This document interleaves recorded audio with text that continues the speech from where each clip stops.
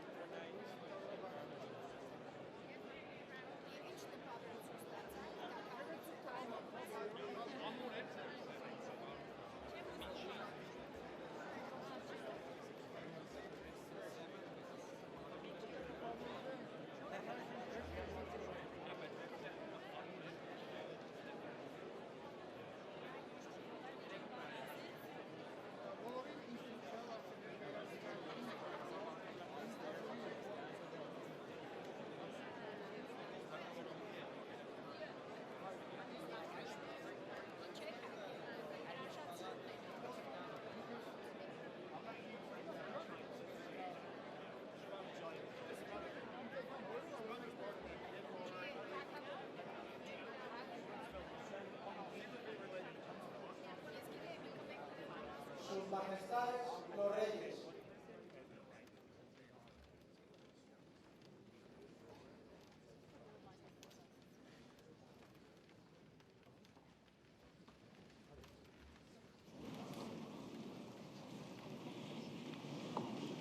Buenas tardes, buenas noches. Good evening, Presidenta del Congreso y Presidente del Senado, Presidente de la Asamblea Parlamentaria de la OTAN, Congressman Connolly, Chairman of the Parliamentary Assembly, Ministra de Defensa, embajadores, members of all the delegations that are attending here in Madrid, the 68th session of the annual session of the Parliamentary Assembly of NATO. Authorities, ladies and gentlemen, allow me just a few words in Spanish and then I will continue in English. Para empezar, me gustaría darles oficialmente nuestra más cordial bienvenida a España. Para nosotros es un gran honor recibirles con motivo de la 68 sesión plenaria anual de la Asamblea Parlamentaria de la OTAN y hacerlo aquí en este Palacio Real, en el que precisamente hace 5 meses la Reina y yo recibimos a los jefes de Estado y de Gobierno que asistieron a la cumbre de la Alianza.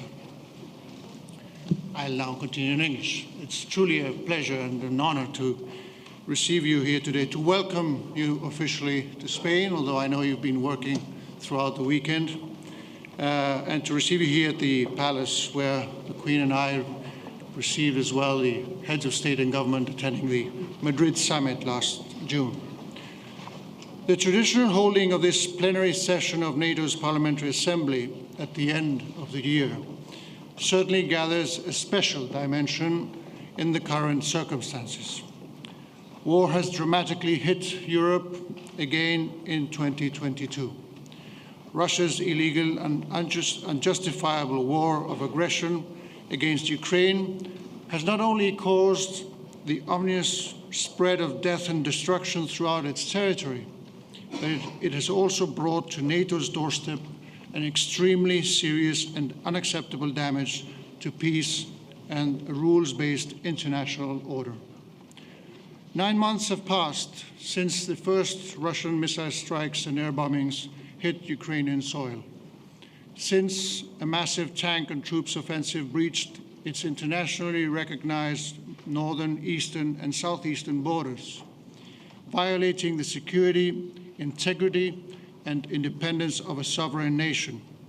That day, 26th of February, marked the beginning of this conflict at the heart of Europe, with dramatic consequences both for the Ukrainian people and for international stability. Allow me to take this opportunity to convey once again a strong message of support and solidarity to the brave Ukrainian people and their leaders.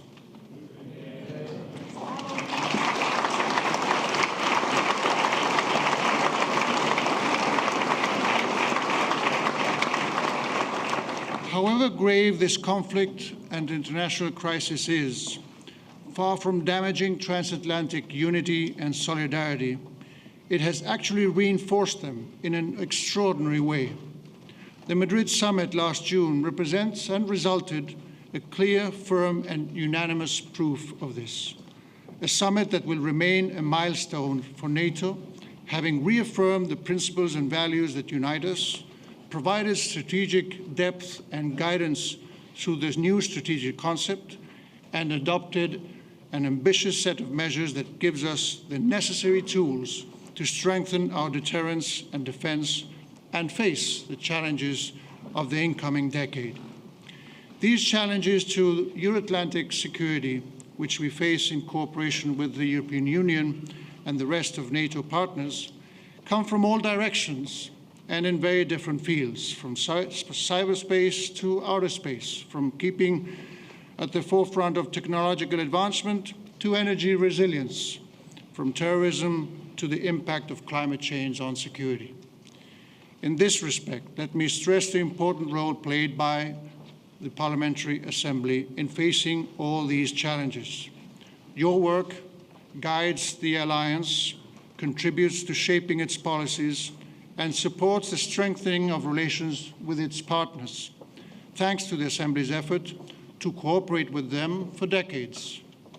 But above all, the Parliamentary Assembly provides the organization with an essential link with allied societies, something crucial for the democratic values we all stand for.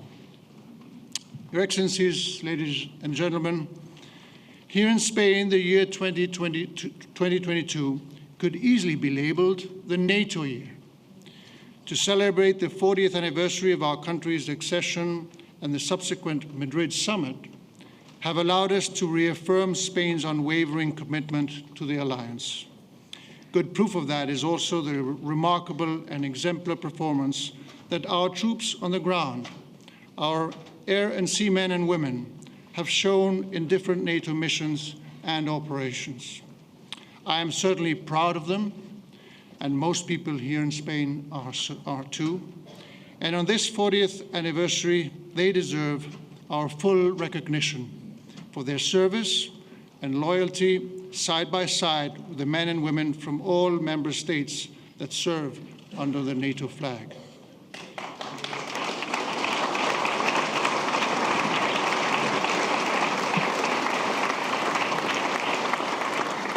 To host tomorrow's plenary session will undoubtedly be a brilliant final touch to this very special year for Spain. Thank you all very much. I hope you can enjoy this evening and also find some time to enjoy your time here in Madrid. Welcome, and thank you very much.